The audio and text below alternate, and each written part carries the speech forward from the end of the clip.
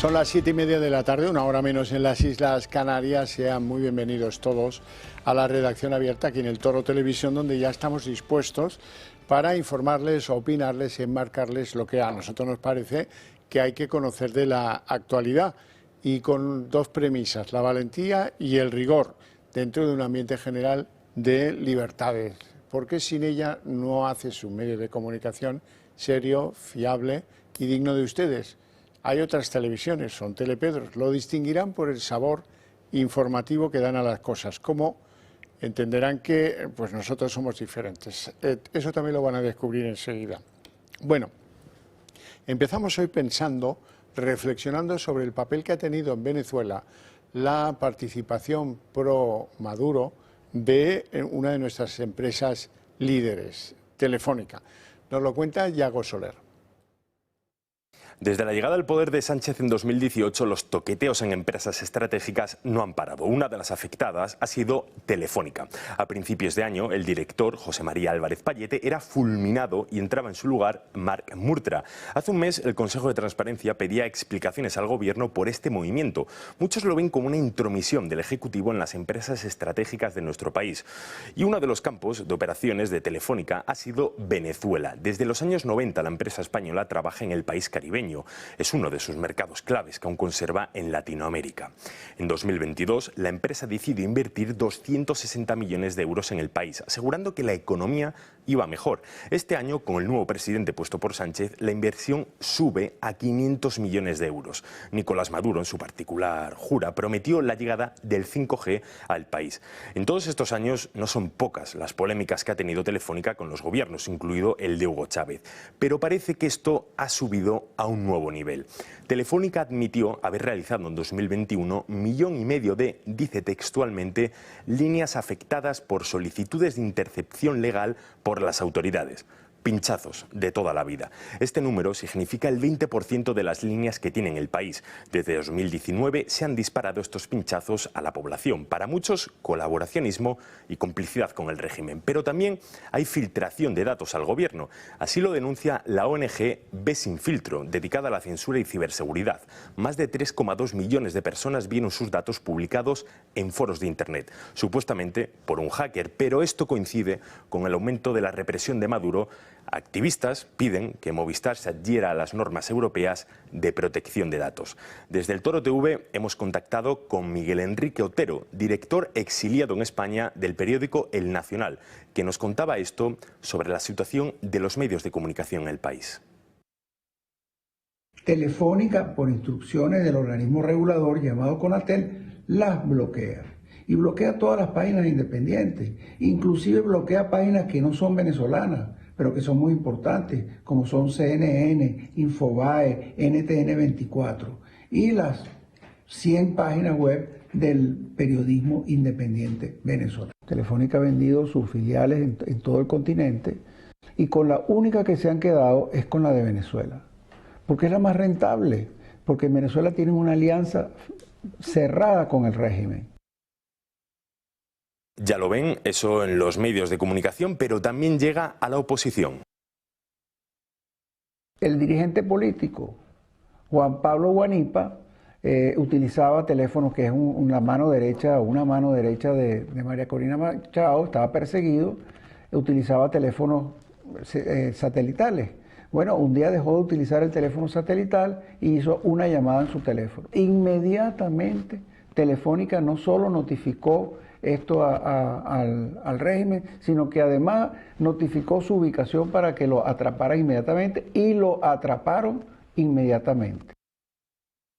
Y con todo esto, muchos se preguntan, ¿cuánto vale la libertad para las empresas extranjeras que operan en dictaduras? Bueno, y continuamos con filtraciones de datos personales en redes sociales, concretamente a través de un chat en Telegram que tiene 95.000 usuarios y que está vinculado al eurodiputado Alvise Pérez. A través de ese chat, la policía investiga si ha habido filtración de datos personales como teléfonos, números de DNI, correos electrónicos de varios ministros y exministros españoles. ¿Quiénes son los afectados? Pues Fernando Grande Marlaska, Luis Planas, el ministro de Agricultura, María Jesús Montero, Óscar Puente, eso en el PSOE y en el gobierno de Pedro Sánchez. En el gobierno del PP pues han aparecido datos de María Dolores de Cospedal o de Elvira Rodríguez. Bueno, pues ya veremos qué es lo que dice la investigación policial de este filtrado de datos de algunos cargos públicos españoles.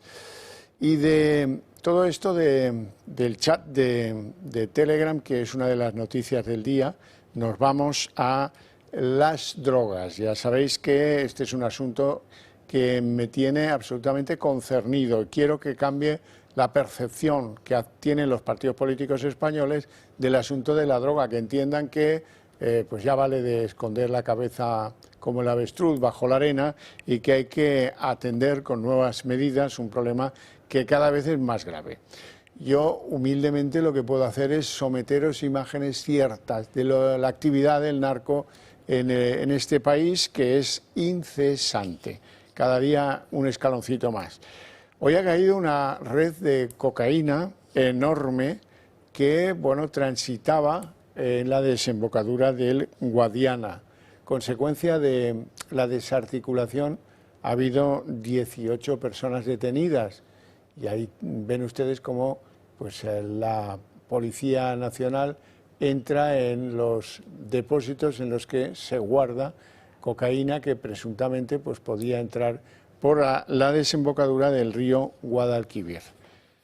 Bueno, pues un ejemplo más de cómo hay que estar muy vigilante y hay que cambiar algunas cosas para que no tengamos el problema de tener afectada nuestra seguridad, la de la sociedad española, por este lucrativo negocio de la droga que está pues, en todas partes, en el mundo rural, en el sur de España, en las desembocaduras de los ríos, muy especialmente, en las ciudades, en todas partes, laboratorios que caen aquí y allá, donde se produce la cocaína y otras muchas drogas.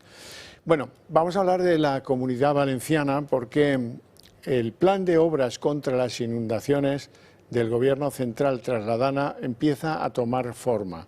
Tras años de múltiples proyectos que se quedaban en el cajón, obras que no se han realizado con enorme descaro, pues ahora, después de la catástrofe del 29 de octubre, en los barrancos del Pollo, Lorteta, Gallego, Saleta, en el río Magro, en el Júcar, pues parece que ahora sí la Confederación Hidrográfica del Júcar se afana para activar las primeras obras cuanto antes. En ese sentido, la idea es poder licitar las primeras intervenciones este mismo año para que los trabajos empiecen lo antes posible, ya dentro del año 2026, no queda otra. Bueno, y de Valencia quiero haceros algunos comentarios que tienen que ver con comunidad solar. ¿Sabías que las horas más caras de la electricidad son justo cuando tú más la necesitas? La mañana, la noche, entonces es cuando la luz se dispara y tu factura también. Con el nuevo modelo de autoconsumo remoto, con baterías de comunidad solar, almacenas la energía que producen tus paneles situados en un parque solar durante el día y la usas cuando te convenga más. Producción, almacenamiento y ahorro, todo en un mismo proyecto. Y listo para cualquier tipo de vivienda. Pisos y casas que no puedan instalar paneles en el tejado, ahora están de suerte y pueden aprovecharse de estas ventajas. Únete al cambio y protégete de las subidas de la luz. Llámanos al 980 28 12 o entra en comunidadsolar.es. Y antes de irnos a publicidad, un recordatorio sobre el Club de Amigos del Toro Televisión. Ya sabéis que queremos llegar con nuestros mensajes al máximo posible de la sociedad española. Para ello os pedimos, os reclamamos apoyo. Nos tenéis que apoyar para que de una manera más cómoda el conjunto de la sociedad española pueda tener acceso a las ideas que compartimos, ustedes y nosotros. ¿Y cómo podéis echarnos una mano? Pues es bastante fácil. Se trata de llamar al 91 616 2464 y hola, quiero ser miembro del Club de Amigos del Toro TV. Hay una dirección de las redes sociales debajo, también vale escribir un correo, decir, oye, contactadme, que tengo interés en formar parte de esa cada vez más gran familia del Club de Amigos del Toro TV. Y en el Toro están organizando actos de carácter social, cultural, político incluso, como por ejemplo una comida coloquio en Barcelona que tendrá lugar el próximo miércoles 25 a las 2 del mediodía. Así que si estás en Barcelona, atención, porque tenemos un acto muy especial con socios y amigos del club en el que estarán presentes tanto Julio Ariza como José Javier Esparza, dos referentes del Toro TV. Será un encuentro para compartir ideas, reflexionar y disfrutar de una buena compañía. Así es que si te interesa, si vives en Barcelona, alrededores, reservar la plaza porque el aforo es limitado. Y dicho esto, nos vamos a ir a publicidad y luego abrimos nuestra mesa de análisis político.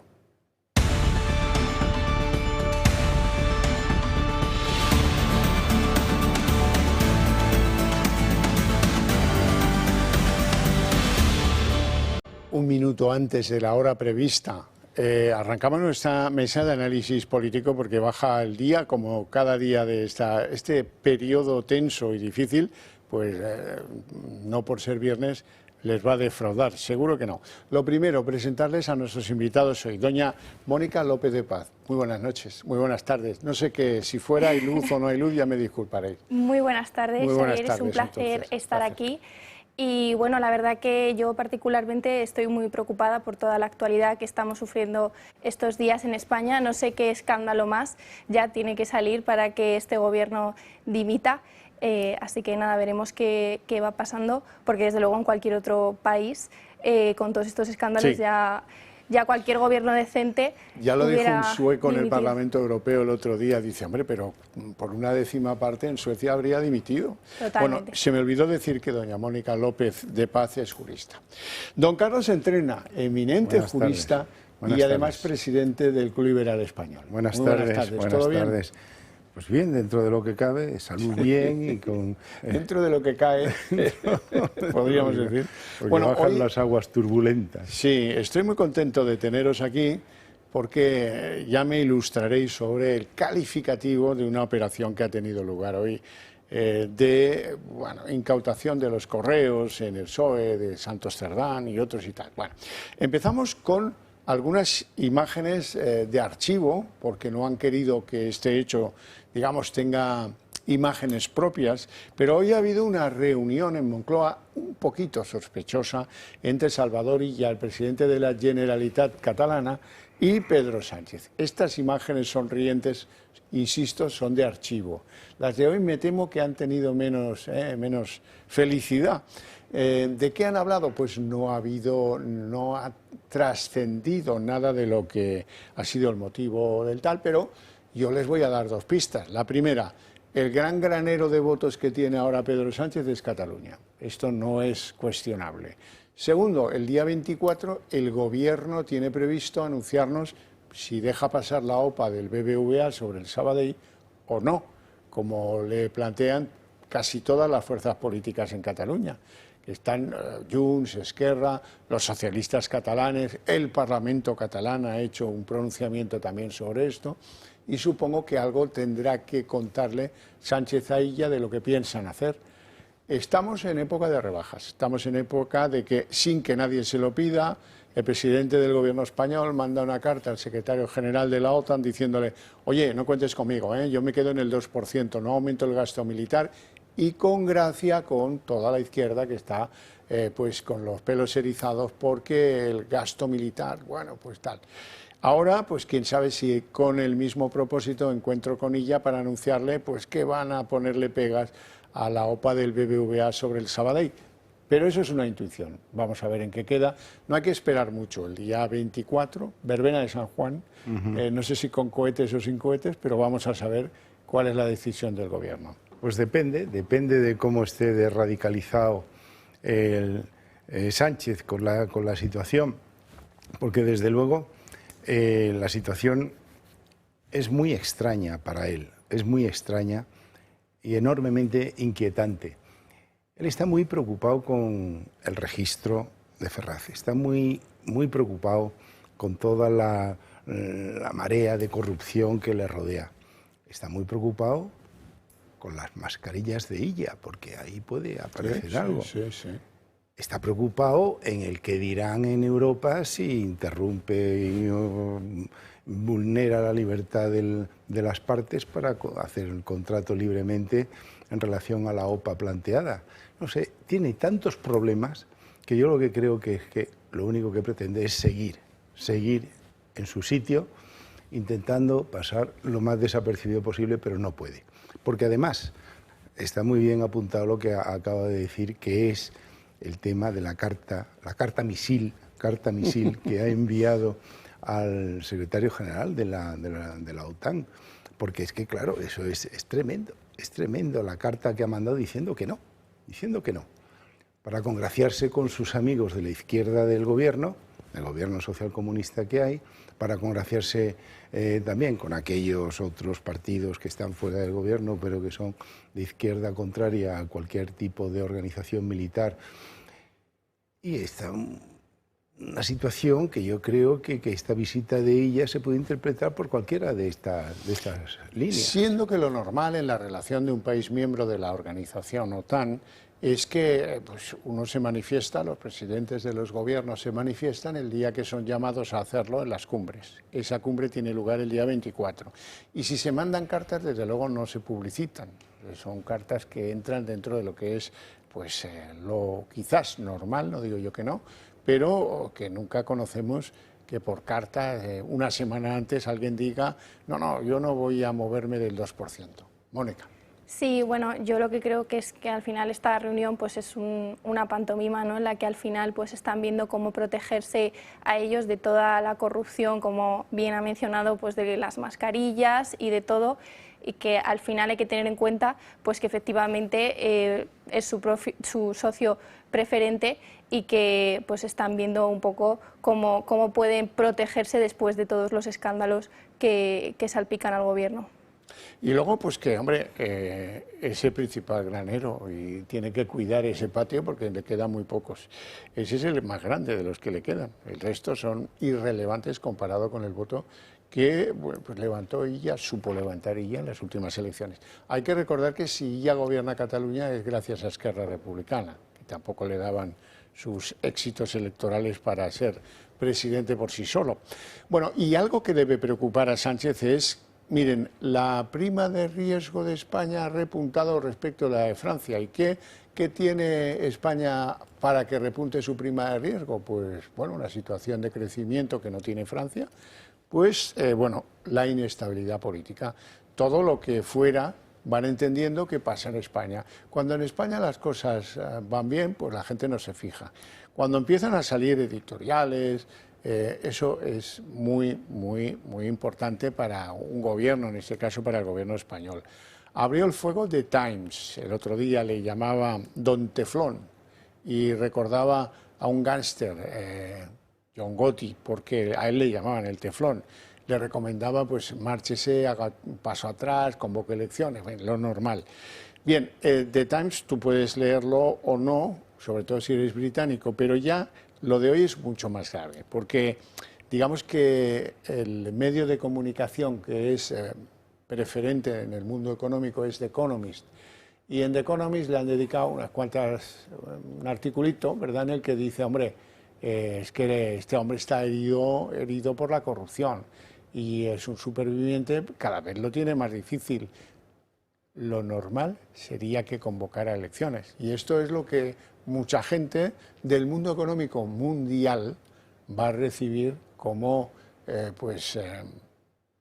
análisis de lo que está pasando en España. Es que a lo mejor la visita de Illa, aparte del asunto de las mascarillas, está vinculado a esa cuestión de la posible sucesión. Es decir, que él dimita, pero que le den la posición a Illa. Porque claro, disolver las cámaras no le interesa al Partido Socialista, tampoco le interesa a los separatistas catalanes, porque se podría poner el tema de la amnistía pues en cuarentena de alguna u otra forma. Es posible que yo lo he interpretado no por la vía de la OPA sobre el Banco Sabadell, sino por la vía de una posible sucesión de ella, que le haya planteado esto, diciéndole, a ver, cómo tienes el trastero de la casa, cómo tienes el sótano, cómo tienes las mascarillas en el sótano, para plantear una sucesión ordenada sin convocar elecciones generales, que es lo que quiere el Partido Popular y lo que pedimos en general. Sí, lo que pasa es que en ese sentido probablemente está mucho mejor colocado, es más neutral, más neutro Carlos Cuerpo que Salvador Illa. Salvador Illa, que tiene el carisma que cabe en este círculo. Bueno, pues el otro tampoco es que sea un espectáculo, pero de entrada habla inglés, lo cual es bastante útil frente a un Illa que tiene sus compromisos en Cataluña, sus cosas, sus historias, y que tampoco tiene sustituto en Cataluña para decidir me voy pero dejo a este. Yo no he oído simplemente citar a Cuerpo, pero es un recién llegado, realmente es una persona que... Pero eso tiene alguna ventaja. Puede tener alguna ventaja. A mí me cuesta creer que él quiera dar un paso atrás y presentar a alguien. Eso, si acaso, será más adelante cuando no tenga más remedio. Sí, bueno, hoy hemos conocido que fuentes internas del PSOE decían que bueno, la dimisión de Sánchez estaba al caer y que probablemente iban a buscar a otra persona y se iban a convocar elecciones de cara a septiembre. Yo particularmente lo dudo mucho, conociendo pues cómo es el señor presidente del gobierno, que va a hacer lo que sea por seguir en el poder y por pues agotar la legislatura como sea hasta 2027 y ya en 2027 convocará elecciones, pero que se vaya en septiembre, desde luego que yo lo dudo muchísimo. Eso de estas fuentes internas de PSOE que apuntan eso, a mí me extraña. Bueno, pero han empezado a aparecer algunos que le sacan fotos de Carlos Cuerpo con un aura como si fuera San José y que dicen, mira qué bien queda, mira quién tal. Por ejemplo, Concha Andreu, la expresidenta socialista de La Rioja, estoy pensando en un tuit que ha emitido y que es exactamente así. Luego, seguidores o partidarios de que si hay un paso atrás de Sánchez sea Cuerpo, a verlos, haylos. Bueno, vamos con cómo me alegro de tener aquí juristas, porque me tenéis que asesorar. Resulta que hoy han entrado los señores del AUCO en el PSOE para volcar, dicen, los correos corporativos de Santos Cerdán. Han entrado también en Adif, que es Adif, la alta velocidad, ¿no? Que estaba bajo control de Pardo de Vera y de donde ahí se colocó a la novia Jessica de Ábalos, y ahí han salido contratos estos que salen en las listas como presuntamente amañados, y en la Dirección General de Carreteras, a la que le pasa exactamente igual. La DIF en manos de la Pardo de Vera, la Dirección General de Carreteras en manos de un tal Herrero, que eran pues los terminales de Santos Cerdán cuando al parecer o presuntamente se amañaban esos concursos de obra pública. Bueno, hay un marrameado extraordinario, esto se ha producido esta mañana, hay un marrameado extraordinario porque hay un ministro muy lenguaraz que se llama Óscar Puente. Y Óscar Puente dice, no, esto no ha sido un registro, esto simplemente ha sido el cumplimiento de una orden del magistrado del Supremo que dice, recaben ustedes los datos de las comunicaciones de las webs oficiales y de los correos oficiales del señor Cerdán. Bueno, a mí me parece que cuando alguien llega con el uniforme de la UCO, el chaleco de la UCO al PSOE y reclama y vuelca los correos de Cerdán, pues eso se parece bastante a un registro, pero si queréis llamarle de otra manera, admito sugerencias. No se me ocurre otra palabra. Evidentemente es un registro de los ordenadores para localizar los correos que tienen allí acumulados y alguna otra información que haya solicitado el magistrado instructor del Tribunal Supremo, Leopoldo Puente. Pero evidentemente decir que no es un registro, pero se presentan allí en tu oficina pública, es una cosa, es un poco de chiste. Este hombre es muy lenguaraz y bueno, se le ve que también intenta tener un poco de imaginación. Ha dicho que los que hablan de registros son buleros y fachas recalcitrantes. No, la caterva facha. No, recalcitrante ya es una palabra demasiado compleja para él. Bueno, ¿y qué palabra ha utilizado él? Visita, No, eso es el requerimiento de la colaboración con el Supremo máxima y total. No, un requerimiento es que te lo mandan por escrito. Que tráigamelo usted, ¿no? Cuando usted, te lo van a buscar, ya es otra cosa. Pero ya si se te presentan allí, te dicen, enséñeme usted los correos electrónicos que hay aquí. ¿Dónde está el ordenador? Me has convencido, me has convencido. Vamos a ver qué es lo que ha pasado. Quédense con esta imagen, la Unidad Central Operativa de la Guardia Civil, la UCO, entrando en la sede del Partido Socialista. El juez del Tribunal Supremo, Leopoldo Puente, ha ordenado investigar el patrimonio de Santos Cerdán y sus comunicaciones. En concreto, quiere recuperar toda la información del correo corporativo del exsecretario de Organización del PSOE. La recuperación de estos correos electrónicos podría ser clave para determinar el grado de implicación de Cerdán y otros funcionarios en las decisiones relacionadas con los contratos públicos amañados. Sin duda, este es el inicio de nuevas revelaciones que apuntan a que el caso Koldo crece aún más tanto en relevancia judicial como en impacto político. Ferraz no ha sido el único sitio donde ha estado la UCO. El instructor ha dado orden para entrar también en el Ministerio de Transportes, Adif y la Dirección General de Carreteras. El Supremo ha imputado formalmente a Santos Cerdán y le ha citado a declarar el 30 de junio. Cita además a 5 empresarios responsables de las entidades mercantiles que supuestamente recibieron adjudicaciones ilegales de obras públicas a cambio de dinero. Todos ellos tendrán que comparecer entre el 4 y el 7 de julio. Leopoldo Puente ha ordenado indagar también en más de 500 cuentas bancarias de los investigados y de las empresas vinculadas con la trama. Acciona Construcciones, Servinavar 2000 y la Fundación Fiadelso. Mientras estos registros se sucedían, Cerdán ha acudido al Congreso para reclamar la indemnización que le corresponde, 19.000 euros por más de 6 años siendo diputado. Y luego los catalanes llevamos la fama, pero mira que ha tardado poco en reclamar los 19.000 euros. En fin, Mónica, ¿cómo lo ves? Sí, vamos, yo creo que esto es de extrema gravedad, que la Guardia Civil haya tenido que entrar a registrar la sede del partido del gobierno, varios organismos públicos como Adif, un ministerio, y al final lo que de verdad me lleva a preguntarme esto es ¿qué democracia aguanta en pie cuando tenemos todos estos escándalos que rodean al partido que está gobernando? Entonces, bueno, yo creo que no solo hay que exigir dimisiones, sino también pues las consecuencias penales de esto. Sí, y sobre todo que se explique el presidente del gobierno que no lo ha hecho, ¿verdad? Ahora, es curioso que a Puente lo que le preocupa es si se puede llamar registro lo que ha pasado en Ferraz, la sede del PSOE, y que no diga ni pío de lo que ha pasado en su ministerio, porque él es el que manda en esa Dirección General de Carreteras y en Adif y en el propio ministerio, donde eso si ha sido registro o no, le da igual. Sí, no, y además él dijo que había hecho una auditoría exhaustiva al llegar y sustituir en el ministerio a Ábalos y que no habían detectado nada allí, ninguna irregularidad en el ministerio. Hombre, evidentemente en un expediente administrativo no van a detectar las irregularidades, porque las irregularidades están antes de la adjudicación y después de la adjudicación pues se hacen las cuentas y los números, ¿no? Pero no queda en el expediente administrativo.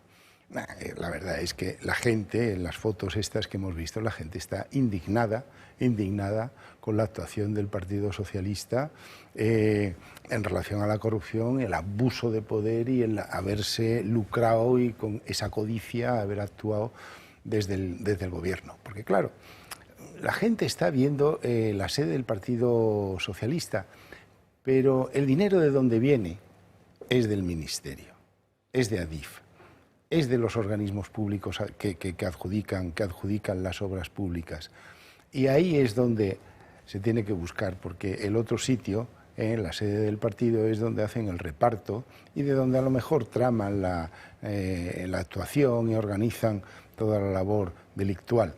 Pero donde hay que trabajar bien es en el Ministerio, en Adif y en estos órganos de contratación, porque además es, como tantas veces comentamos aquí, es una verdadera lástima que los funcionarios se pringuen en beneficio de un determinado grupo, ni siquiera de un partido, sino un grupo de gente de un partido político.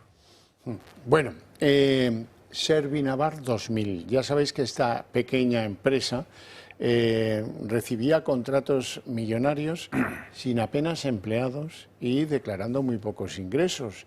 La empresa se crea en 2015 y apenas 2 meses después ya consigue la primera obra pública, como si eso fuera fácil. ¿Junto a quién? Junto a Acciona, siempre el compañero, el primo de Zumosol, Acciona. Bueno, al menos consiguió 5 adjudicaciones de obra pública por un importe total que supera los 100 millones de euros.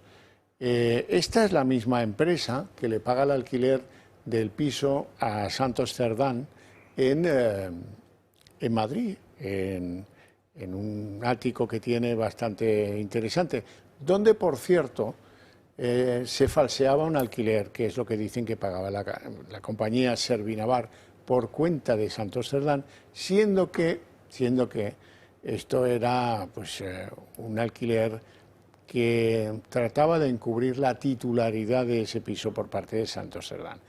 Un contrato de alquiler full porque él ni siquiera pagaba lo que le reclamasen por el uso de esa vivienda desde 2018.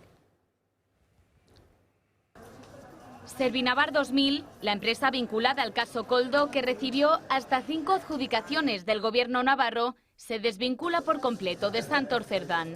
El propietario de la empresa reduce su vínculo con Cerdán a una simple relación de amistad y niega que el exdirigente socialista haya sido o sea socio de Servinavar 2000. Sin embargo, la Guardia Civil ha descubierto una escritura de 2017 en la que se cedía el 45% de la compañía al propio Cerdán, algo que el exdirigente socialista ocultó en su declaración de bienes en el Congreso de los Diputados. El propietario destaca además que su empresa nunca ha cometido ningún delito y niega haber recibido algún trato de favor. Algo llamativo si tenemos en cuenta que durante 2021 la empresa llegó a facturar más de 1 millón de euros con tan solo 9 trabajadores. Servinavar 2000 se creó en 2015 y tan solo 2 meses después logró su primer contrato de obra pública junto a Acciona. En 2017, también de la mano de Acciona, logró otro contrato de 3,78 millones de euros. Ese mismo año se entregó a Cerdán el 45% de la compañía y desde ese momento Servinavar no dejó de crecer. Ya en 2018, junto a Acciona, se adjudicó las obras del túnel de Belate por casi 76 millones de euros. Es decir, que en todos los años que la empresa lleva activa se ha embolsado un total de casi 100 millones de euros. Y si el vínculo de la empresa con Cerdán era mínimo, ¿por qué Servinavar 2000 paga un ático en Chamberí valorado en 1 millón de euros al exdirigente socialista? Hoy podemos discutir sobre esa escritura hallada por la UCO en un registro en Servinavar, según la cual parece que se cedía un 45% del capital al señor Santos Cerdán, que sería arte y parte, que ganaba por las comisiones de vengadas de las martingalas que organizaba y también, al parecer, por los propios beneficios de la compañía Servinavar. ¿Es posible tener eso en privado? Sí, sí. Hablan de escritura, pero efectivamente será un documento privado de venta de acciones o participaciones. Yo creo que es una SL, serán participaciones, pero se puede hacer en un documento privado y cualquiera de las partes puede solicitar la elevación a público en cualquier momento. Lo que pasa es que al ser privado no produce efectos frente a terceros y bueno, eso son una serie de matices importantes, de razones fiscales, pero claro, está ahí en el cajón el documento privado y la venta está hecha privada. Por eso no es conveniente mezclar, es un documento privado de compraventa, pero no es una escritura pública, porque si no habría tenido que ir al notario, pero se puede hacer perfectamente esta transmisión. Es decir, que si aparece ahí contrato de compraventa de participaciones sociales, fecha tal y la firma de las partes, pues evidentemente está hecho el contrato. Mónica. Sí, no, yo solo quería apuntar que al final pues todos estos chanchullos son que ocurren, pues es lo que pasa cuando el PSOE gobierna, que vemos empresas fantasmas que se crean para beneficiar a unos pocos, siempre a los que están pues vinculados al poder y a sus amiguitos, ¿no? Y bueno, pues al final no deja de formar parte de toda esta trama mafiosa y al final, mientras que el español medio está asfixiado y no puede, le cuesta un montón crear una empresa, montar un negocio, pues tenemos a los mismos de siempre enriqueciéndose de la forma prototípica del PSOE. Fíjate, se me ocurre que hay una coincidencia en los procesos, son todos muy parecidos, tal vez diseñados por la misma mente pues ocultatoria, como poco. El señor Santos Cerdán disfrutaba de un ático en Chamberí bajo la apariencia de un contrato de alquiler con opción a compra. Lo que pasa es que el ático estaba valorado en más de 1 millón de euros. Lo que pasa es que no pagó nunca el alquiler, se lo pagaba la empresa Servinavar. Qué curioso. A mí esto, si viene de nuevas, tratándose de un tío con aspecto así un poco de bruto y tal, me parece bastante sofisticado. Pero es que coincide sí o sí con el chaletón que tenía José Luis Ábalos en Cádiz, que se lo habían comprado los de la trama de hidrocarburos, Villafuel, Aldama, Rivas, todos estos, y que, bueno, la Alcaidesa se llamaba la urbanización, se llama. Bueno, pues ahí también había un presunto alquiler de 2.500 euros, que nadie sabe si se pagaba o no se pagaba, pero que podría ser el encubrimiento de una titularidad. Yo te compro el chalet, te lo regalo, hacemos un documento conforme es de alquiler y te mancha menos, ¿no? Sí, porque el titular, ¿a quién se ha visto el contrato este de alquiler? No. ¿Servinavar? No. No era el propietario, Se sabe que era es un tercero. Probablemente un tercero. O sea, con un tercero había Servinavar hecho el contrato de alquiler con opción de compra y la ocupación la hacía este señor Santos. Ya. O sea que al final habría comprado la propiedad la habría comprado Servinavar, que es el que le está facilitando la ocupación a... El usuario llevaba allí 6 años, me parece que el que se pretendía quedar allí era él. No, está claro que pues eso es un regalo más, es una forma de pagarle las ayudas que pueda recibir. Mónica Sí. López de Paz. Sí, no, y no solo eso, sino todo el resto también de pisos, de alquileres a las amiguitas de Ábalos, de Coldo, de Aldama, que hay detrás de no solo los de la empresa Servinavat, sino de un montón de casos más de esta trama de corrupción. Bueno, y luego está el sorprendente Ábalos, que yo creo que está en una fase verdaderamente insuperable, con la sobrina esta que estaba el día del registro, con el intento de ocultarle a la Guardia Civil un USB, intento frustrado en el que el propio Ábalos reconoce que ahí tenía grabadas las conversaciones con Sánchez y con otros ministros. Bueno, eso es como ponerse en la diana y decir, que igual hablo. Muchos españoles creen que todo esto de la chica con el USB, que sale a pasear el perro, pero que todo esto es un montaje para que alguien se asuste en la Moncloa.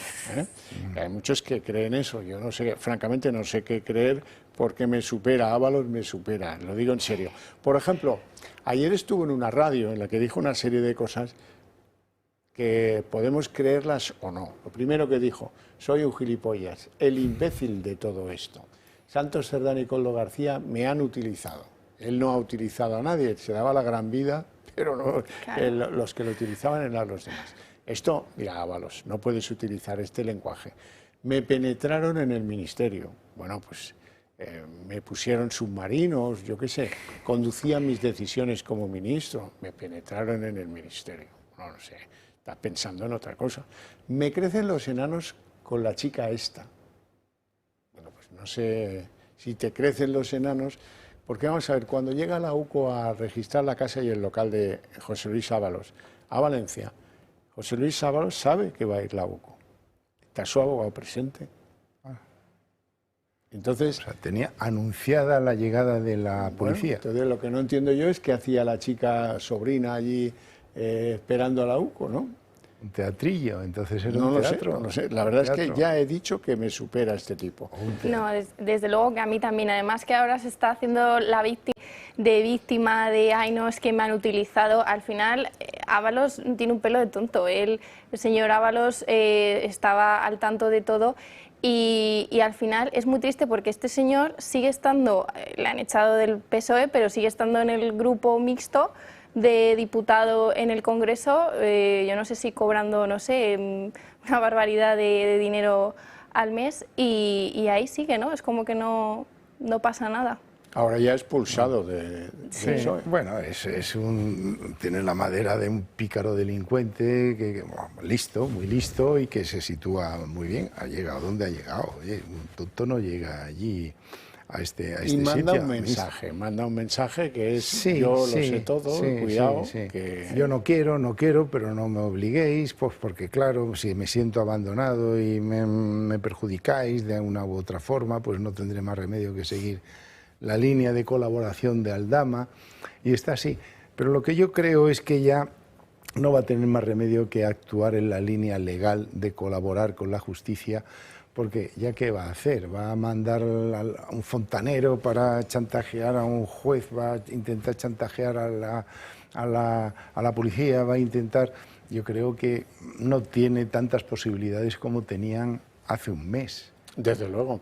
Y el que tiene menos posibilidades es Koldo, que 4 días antes de ir a declarar al Supremo decide cambiar de abogado. Eso también es mandar una señal, ¿no, Mónica?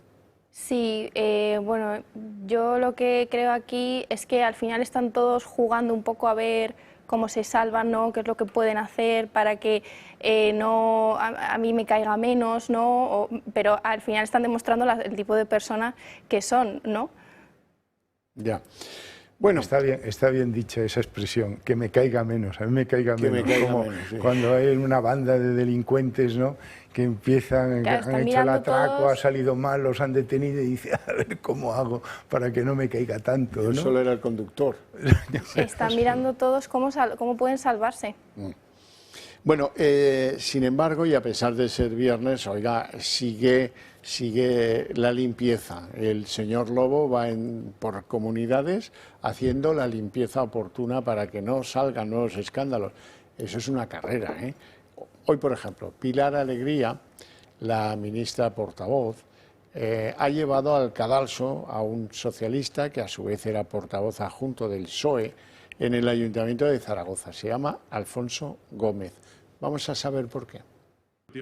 El Partido Socialista no deja de acumular nuevas bajas. De hecho, se extienden por todo el país, a todas las escalas. Todas ellas tienen algo en común. Su nombre aparece de forma directa o indirecta en las grabaciones que recoge el informe de la UCO. Tras la dimisión voluntaria de Ramón Alzorriz, el que fuera portavoz parlamentario y vicesecretario general del Partido Socialista Navarro, porque su mujer trabajó para la constructora de Cerdán, Servinaval 2000, llega la de este hombre, Alfonso Gómez Gámez, que deja de manera voluntaria la portavocía adjunta del PSOE en el Ayuntamiento de Zaragoza. El ya ex portavoz tiene abierto un expediente informativo por el partido por su aparición en las conversaciones entre Koldo García y Santos Cerdán, durante la etapa en la que Gómez era director general de Minas del Gobierno de Aragón. La responsable que ha trasladado la noticia ha sido Pilar Alegría. Lo ha hecho a través de un comunicado en el que se indica que el cese voluntario es temporal, mientras dicen el expediente informativo sigue abierto. Alfonso Gómez Gámez argumenta que no quiere ser utilizado como herramienta contra el gobierno progresista de España. La crisis abierta en el PSOE por el informe de la UCO se ha cobrado una segunda víctima en Aragón, Alfonso Martínez, miembro del comité regional que también aparece mencionado en las transcripciones y que el PSOE ha decidido suspender de militancia y abrirle un expediente informativo. Pues como veis, los doctores lobos del PSOE no paran, ¿eh? Van mirando las grabaciones y cuidado con que aquí nos puede saltar una gorda. Sí, pero solo limpian a gente de segundo nivel, porque estos no son los Chivite, la Chivite, que esta señora tendría que dar alguna explicación, podría decir realmente ha dicho que no sabía nada. Que no sabía nada, ¿no? Esta señora sí que sabe perfectamente estas adjudicaciones de gran cuantía que han realizado a estas UTEs en donde está esta sociedad de Servinavar, de allí de Navarra. Efectivamente, limpian gente de segundo nivel, gente que no, además de una forma así muy tímida, ¿no? Bueno, le suspendemos de militancia, ya veremos luego lo que pasa, en fin. Bueno, es una forma de demostrar o querer demostrar que son muy activos en la limpieza, pero bueno, ya sabemos dónde nadan, ¿no? Sí, sí. Y hasta que no entre la UCO no sabremos cómo fueron las adjudicaciones en Navarra a favor de UTEs en las que estaba Acciona, pero estaba Servinavar, con apenas una decena de empleados haciendo túneles de varios kilómetros de longitud, como el de Velate. Sí, bueno, yo también estaba ahora pensando que al final cuando ocurre esto, como ha pasado con el portavoz del PSOE en Zaragoza, con alguien del Partido Socialista, pues vemos el doble rasero también, ¿no? Que al final se limitan a pedir su cese, su dimisión, pero si ocurriese con alguien del PP o de Vox ya estarían pidiendo su cabeza y bueno, sería esto un escándalo que abriría pues todos los periódicos, todos los medios, pero al final como pasa con alguien de los suyos, me hace gracia porque ellos al final que se las van dando tanto de ejemplaridad, ¿no? Y de, pues a la hora de la verdad vemos cómo son. Y de transparencia. Y de transparencia, hombre. Se les llena la boca justo con esas palabras, pero luego... no sabemos a dónde ha ido el Falcon, pero hay una transparencia, bueno, tremenda. Sí, bueno, hay que recordar cómo llegó Sánchez, ¿no? Con una moción de censura, ¿no? Sí. En nombre defendida de por la limpieza, Ábalos, precisamente. En nombre de la limpieza, de la transparencia y de la ejemplaridad, ¿no? Bueno, hemos estado hablando de quién podría ser el sucesor de Sánchez, como le llamaban en el PSOE, del puto amo, y el nuevo núcleo duro que se arremolina en torno al presidente. Nos lo cuenta Marien Vallejo. En el Partido Socialista se alzan ya varias voces internas que piden un cambio, y uno en concreto, el de Pedro Sánchez. Los casos de corrupción que salpican al partido no son pocos, precisamente, y eso está haciendo que su liderazgo se esté viendo amenazado. De hecho, esta misma mañana se ha reunido con Salvador Illa Moncloa en una reunión de crisis. Las quinielas ya han empezado y hoy lo vamos a repasar para, en ese hipotético caso de dimisión, saber quiénes podrían suceder al presidente del Gobierno. No hay que salirse de los sillones del Consejo de Ministros para conocer al primer nombre, Carlos Cuerpo. El actual ministro de Economía figura ya como posible líder del Ejecutivo. Por ejemplo, Concha Andreu, la expresidente de La Rioja y actual senadora, lo dijo ya sin miedo en redes sociales, algo llamativo dentro de una formación y más dentro del propio Partido Socialista.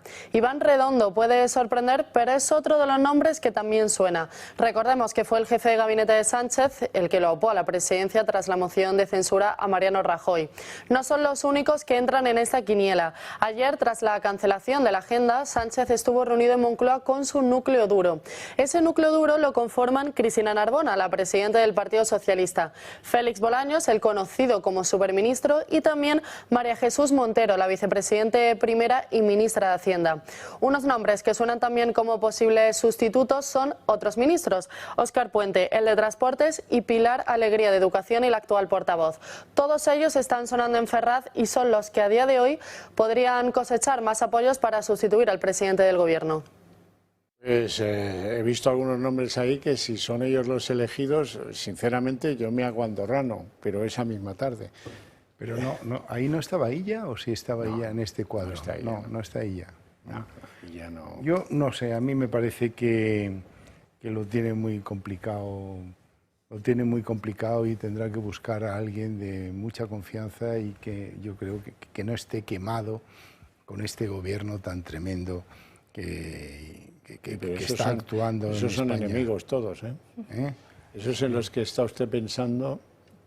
Bueno, no sé. Susana Díaz, Paje, o por ejemplo Madina, del cual la gran avalista sería Felipe González, pero pues, todos esos están, los enemigos cervales de Pedro Sánchez. No, eso no puede ser. Yo creo que esto lanzan para los sondeos a ver cómo puede caer dentro de la opinión pública alguno de estos nombres, pero me da a mí la impresión que no está por ahí la cosa. En este momento. Sí, ¿Cómo lo ves? Bueno, a ver, yo creo que al final ellos pues ahora van a hacer todo lo posible por lavar su imagen, ¿no? Y buscar a la persona más adecuada que pueda pues traer un poco esa regeneración al PSOE, pero aún así, o sea, yo creo que la gente pues está muy cansada del Partido Socialista. Hemos visto pues toda la corrupción que nos han traído y creo que la gente sobre todo pues los españoles lo que quieren es que se quiten de las instituciones, que se vayan y quieren un cambio de gobierno. Entonces, bueno, pues ellos tendrán que luchar, pelear por cambiar su imagen, pero que los españoles no les quieren. Bueno, yo creo que no solo tiene esa opción es por si acaso llega el momento en el que no tenga más remedio que hacerlo. Sí, sí. Pero él está en lo otro, en mandar cartas a la OTAN, en arreglar lo de la OPA para conciliar con los catalanes, a ver si supero este momento y Sí. me vuelven a dejar que esté en la Moncloa. Iba a decir, me dejan gobernar, pero que aquí no gobierna nadie. No hay presupuestos, no se hacen leyes, esto es lo más fácil del Viendo mundo. su trayectoria desde los 7, 8 años que lleva en el gobierno, yo creo que va a hacer todo lo posible por seguir hasta 2027. Sí, eso sin duda. Ni con agua caliente, pero cuidado que el agua la tienen en el puchero ya y se está calentando. No tenemos tiempo para más. Lo dejamos aquí con mi agradecimiento a ustedes dos por su visita, por sus opiniones, por su presencia en el programa y a ustedes por su interés y atención. Eso sí, para ustedes tengo premio porque a la vuelta de publicidad arranca El Día en 30 minutos.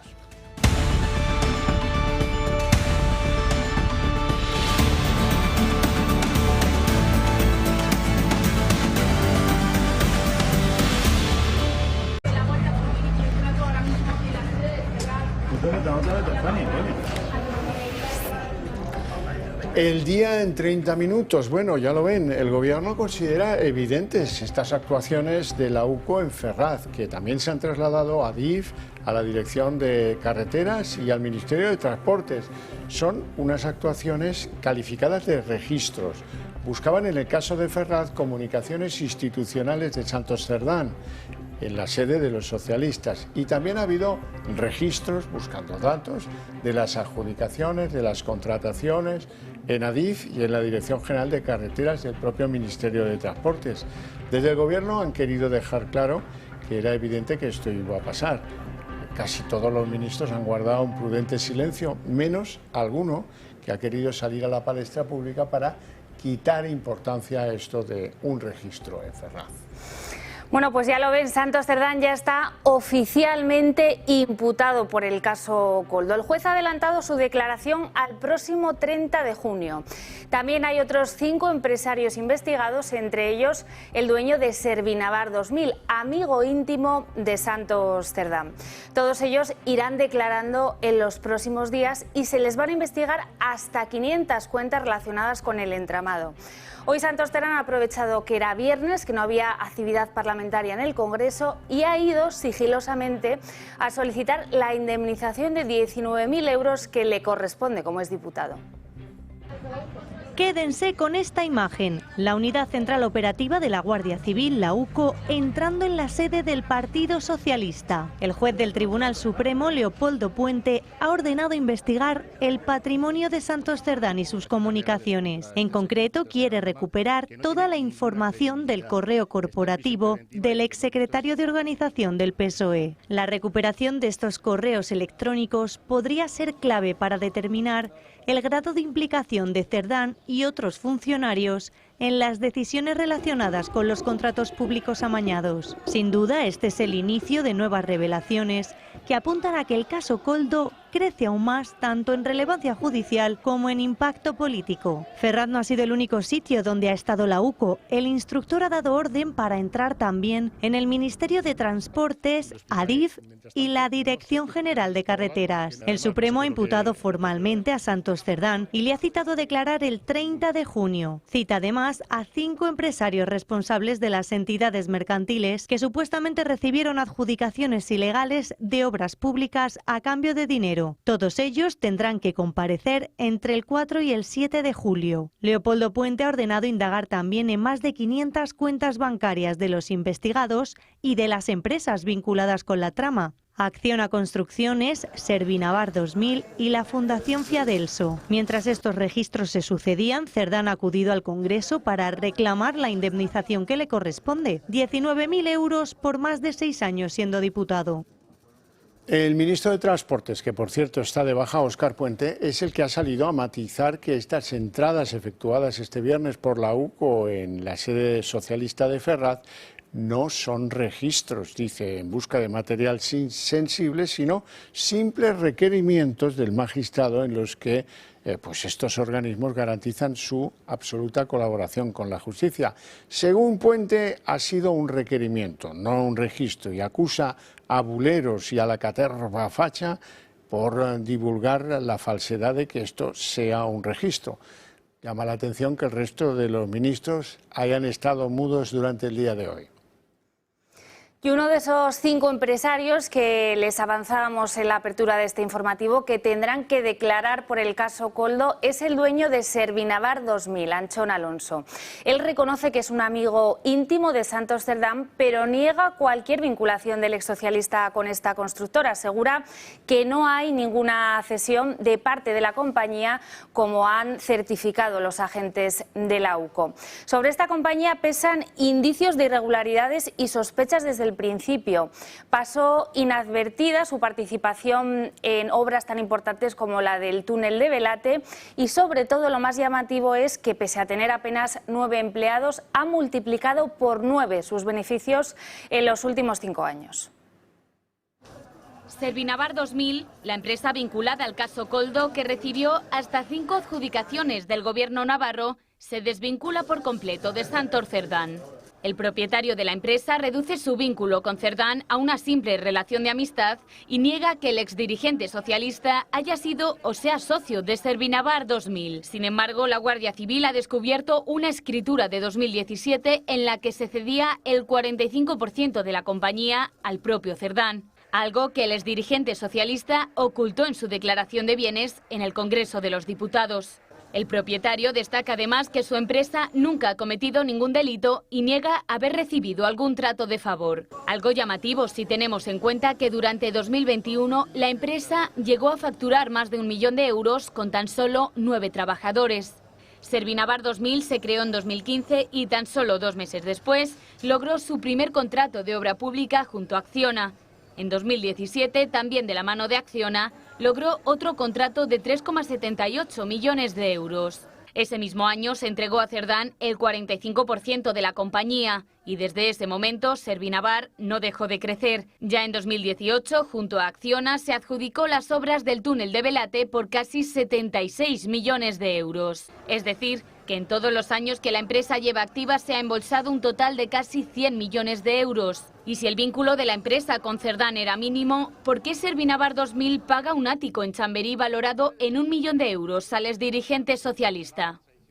El auto que hemos conocido hoy del magistrado Leopoldo Puente, el hombre que instruye el caso Koldo, también se hace mención expresa de la directora general antigua de ADIF, Isabel Pardo de Vera, y del director general de Carreteras del Ministerio de Fomento, Javier Herrero. El magistrado Puente considera que existen indicios consistentes contra ambos, si bien no les imputa ya que deja la decisión en manos de la Audiencia Nacional. Hay que recordar que ni Pardo de Vera ni Javier Herrero son aforados, por lo tanto, pues será la Audiencia Nacional la que decida proseguir con el auto del magistrado Puente, pero ya en esa nueva sede, la Audiencia Nacional. La imputación de Pardo de Vera ha sido apoyada por la Fiscalía y se relaciona, además de la contratación presuntamente amañada, con la otra contratación, la de una de las novias de Ábalos en Adif, Jessica, seguro que se acuerdan. Bueno, los que creían que Cerdán y Ábalos tenían un punto de brutos, de juerguistas, de codiciosos, en fin, de listillos, ahora tienen que añadir que eran capaces de diseñar sofisticados entramados como los que pueden llevarnos a buscar dinero en cuentas en la Dominicana o en Marruecos el día de mañana. Son los contratos de cesión de empresas como la navarra Servinavar y las ocultaciones patrimoniales dignas del lobo de Wall Street. Verán, Santos Cerdán ocultó la adquisición de un ático en el distrito de Chamberí, en Madrid, bajo la apariencia de un piso que estaba sometido a alquiler con opción de compra. Hablamos de un ático que estaba valorado en más de 1 millón de euros. De esta manera, si el socialista optaba por comprarlo, se descontaba lo pagado en concepto de renta hasta ese momento. Lo que ocurre es que hasta ahora el carretillero de Milagro Navarra ni siquiera pagaba el alquiler, sino que se lo hacía pagar a la empresa favorecida por los concursos amañados. Puede que Cerdán y Ábalos tuvieran el mismo asesor de fangos, porque el mismo truco, el de falsear algo que te han regalado con un contrato de alquiler, es exacto al que utilizaba José Luis Ábalos con las empresas de hidrocarburos, ya saben, Villafuel, Aldama, Rivas y tal, que parece que le regalaron un chalet en la Alcaidesa en Cádiz por sus gestiones corruptas. La apariencia, la misma que con Cerdán, un contrato de alquiler por 2.500 euros al mes. La verdad es que el chalet acabaría en manos de Ábalos por los servicios prestados y da la sensación de que el entramado es muy parecido. Bueno, y en pleno, a Sánchez hoy ha vuelto a no tener agenda. Sí que se le ha visto reunirse de forma sorpresa, o así lo ha anunciado la Moncloa, con Salvador Illa, el presidente de Cataluña y uno de los hombres de confianza del presidente. Illa, por cierto, canceló ayer por la tarde, también de forma sorpresiva, un acto organizado por el Colegio de Economistas en Barcelona. Podría ser para acudir a esta cita en el Palacio de la Moncloa. Illa es uno de los hombres de confianza del secretario general del partido y uno de los nombres que más suena ahora para un posible relevo. Desde Moncloa hoy no han querido dar detalles del encuentro, en el que sí han revelado, entre otros temas, se ha tratado la situación delicada que atraviesa en estos momentos el partido por la corrupción. Moncloa hoy niega tajantemente la mayor, asegura que en los próximos días no se va a producir ningún cambio en el Consejo de Ministros. Y parece que Carlos Cuerpo, el ministro de Economía, es el preferido si llegara el momento en el que Sánchez tuviera que dar un paso atrás y presentar un candidato que debería pasar por la ceremonia de la investidura y la votación consiguiente. Digo que algunos socialistas parecen destacar su figura porque, por ejemplo, hoy Concha Andreu, la que fuera presidenta de La Rioja, emitía un tuit que era bastante explícito. Ahí le ven con un halo alrededor de su cabeza y un comentario bastante explícito. Está claro que algunos ya le señalan como el que tiene más encarte para someterse a esa decisión de investirse en lugar de Pedro Sánchez. Bueno, y esta delicada situación que atraviesa el Gobierno ya ha trascendido más allá del plano político. La banca y la Iglesia coinciden hoy en pedir elecciones anticipadas porque creen que es lo que más conviene en estos momentos a los españoles. El banco estadounidense JP Morgan advierte que la inestabilidad ya está lastrando la inversión y la Conferencia Episcopal habla de la corrupción, atención, como un cáncer de la democracia. El presidente ha propuesto una salida, un bloqueo institucional, y lo que ha propuesto es que hablen los ciudadanos, ¿no? Y yo creo que el decir que hablen los ciudadanos es un principio básico de una democracia. Lo dijo en su magisterio San Juan Pablo II y también lo ha dicho el Papa Francisco. La corrupción es uno de los cánceres de una democracia.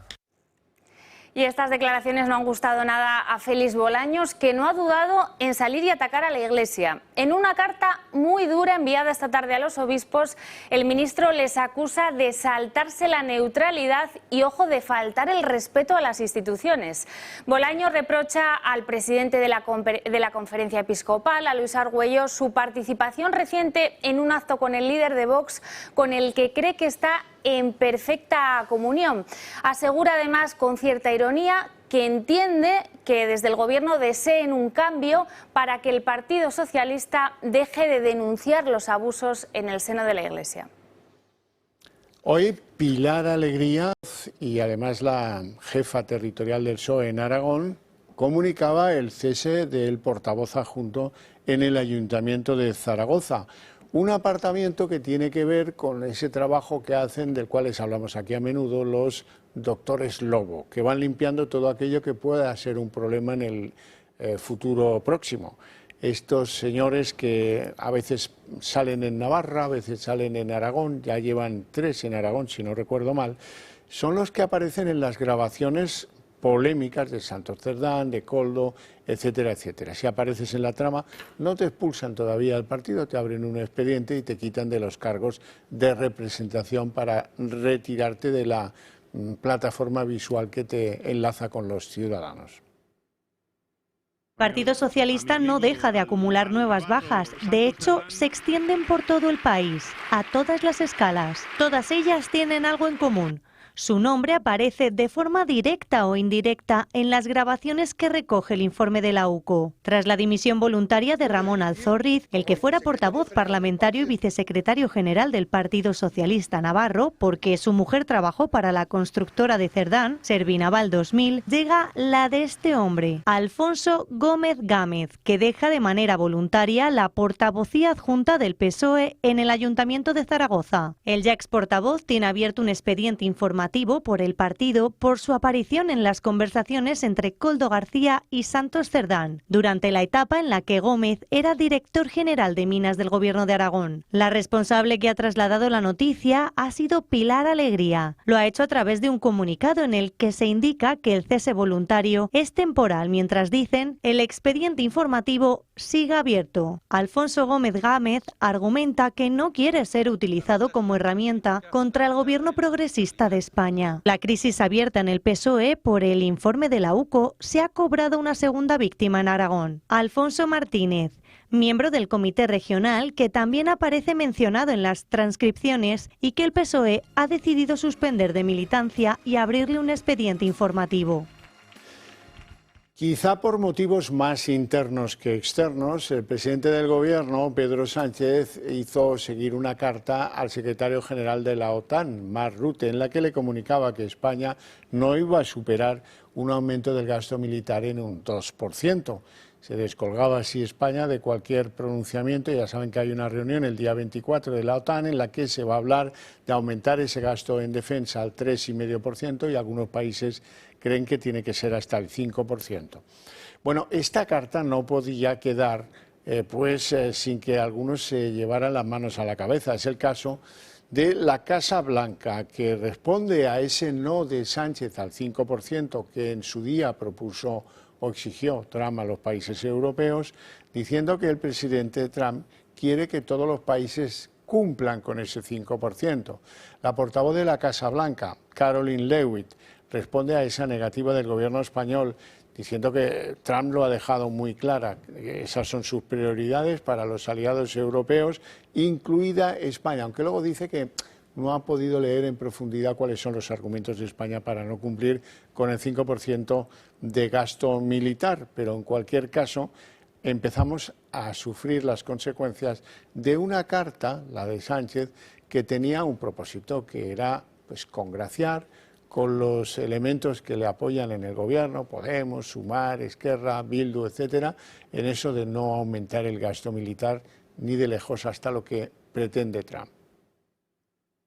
I'll make sure the president sees them, and I can assure you he wants to see all European countries pay their fair share. I will let him speak to that, but he's made his priorities for our European allies quite clear, including Spain. Bueno, y la escalada de tensión entre Irán e Israel está provocando que muchas de las naciones de Europa estén trayendo de vuelta a los nacionales que se encuentran en ambos países afectados.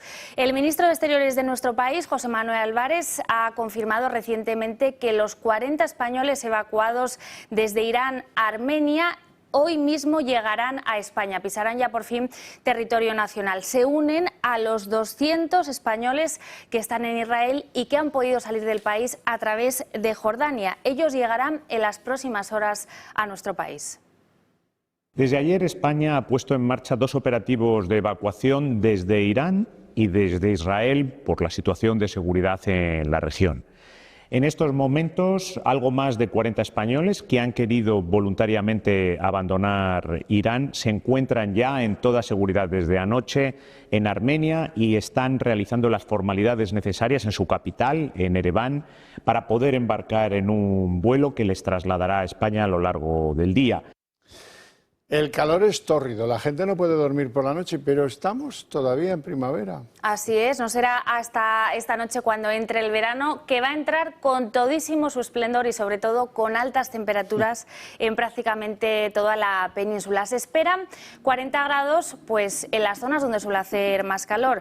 Hablamos de Córdoba, de Sevilla, de Badajoz, de Cáceres o de Zaragoza. También va a haber, ojo, lluvias, tormentas e incluso granizos. Se esperan granizo de hasta 2 centímetros de tamaño en la costa de Asturias, en los picos de Europa y en la montaña de Lugo. También va a llover en el interior de Valencia y en varias zonas de Albacete.